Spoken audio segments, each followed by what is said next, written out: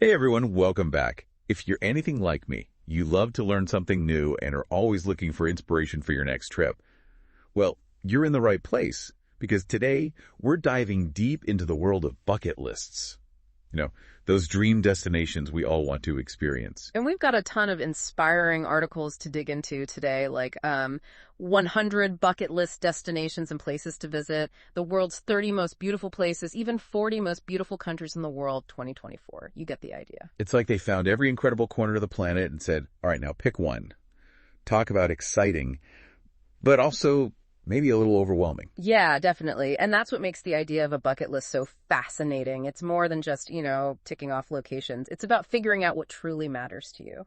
I love that. So before we get to the actual destinations, let's talk about that philosophy for a sec. Some of these articles even dive into the history of the phrase bucket list. Where'd that even come from? Well, it's a little morbid, actually. The original phrase, kick the bucket, refers to dying. Yeah. But luckily, bucket list has become something much more positive. It's about really embracing life, about prioritizing what you want to experience. Okay, that makes me feel a lot better because, let's face it, things I want to do before I kick the bucket is a bit ominous for a Tuesday, don't you think? Absolutely. And even within that, there's a difference between a general bucket list item and what we see in these articles, which is focused on travel bucket lists. Right, so instead of learn to play the banjo, which, by the way, is totally on my list, we're talking about places you want to go, cultures you want to experience, adventures you want to have all around the globe. Exactly. And while these articles focus on places that are objectively considered beautiful, I think we can apply these ideas to any kind of bucket list. What is it about certain experiences that make us crave them even if we haven't actually experienced them yet? That's such a good question. I'm looking at this picture of the Northern Lights in Norway, and even though I've never seen them in person, there's this, I don't know, almost primal urge to witness that kind of natural wonder. Right. And that's what we're going to explore today. Why do certain destinations, certain experiences end up on our bucket list? Is it just about amazing scenery or, cultural immersion, personal challenges? What is it? Yeah. I have a feeling it's a bit of everything. It's got to be this unique mix of personal preference and, like you said, some universal human desires. Exactly. And the goal is to figure out what those are for you. Because once you understand your why, it becomes so much easier to figure out what to prioritize on your own list. So we've established that bucket lists, it's not just about checking things off, right? It's about understanding what those desires actually mean, what's behind them. Which brings us to the good part. Looking at some of the amazing places these articles talk about, and wow, there's some gems in here. One describes the Rainbow Mountains in China, and get this, it says they have otherworldly hues. I mean, it really makes you wonder, is there something about those bright colors in nature that we just can't resist? That is a great question. I mean, there's definitely research on how color affects our emotions.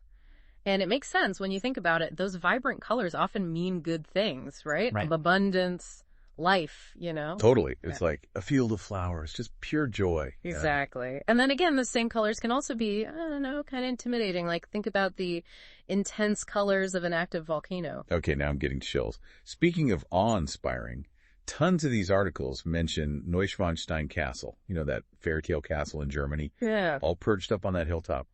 It just reminds me of being a kid, totally into stories about magical places. I wonder if these places, like that castle, still give us that feeling, even as adults. Oh, absolutely. I think a part of us never really outgrows that need for wonder, and Neuschwanstein with that Auteuil architecture, it's like stepping right into those fantasies. Totally. It's like a storybook come to life. And you know what? It's not just landmarks either. One article describes this pinch me moment of seeing an eagle ray while brushing their teeth in Belize. Wow. I know. It made me realize those unexpected encounters, those are sometimes the most memorable parts of a trip. 100%. Landmarks are great, don't get me wrong. But those unplanned moments, that's the good stuff. The universe reminding you it's full of surprises. Isn't that the truth? It's like you can plan everything perfectly, but it's the detours that really make it special. Exactly. And those moments, they tend to happen when you're off the beaten path, away from all the crowds and tourist traps. Speaking of, a few places caught my eye. Never heard of them before, but they're on my list now for sure. One article talked about Maria Island National Park in Tasmania, which is apparently full of wildlife. And then there's Khiva in Uzbekistan with this ancient walled city. Those are amazing examples of what you can find when you venture out a bit. You know those hidden gems? They haven't been overrun by tourism. Right. It's like finding a secret spot, a place that feels truly special. And you're more likely to actually connect with the locals when it's not just a sea of tourists, you know? It's funny though, right? You have all these hidden gems, but then there are the classics, like seeing the Northern Lights or the pyramids. Mm-hmm. Makes you think, how do you balance those big must-sees with finding something unique? That's the question, isn't it? And there's no one answer. It goes back to what you want out of it all. So are you looking to be wowed by something huge and historic, or do you want that intimate, off-the-beaten-path adventure? Exactly. And that might change too, depending on the trip, you know? Or even just what's going on in your life. Oh, for sure. Like even thinking about time, I'm like, okay, I can't do it all right now. Yeah, that's something these articles really got at, this idea of urgency versus timelessness. Like, the best time to plant a tree was 20 years ago, second best is now.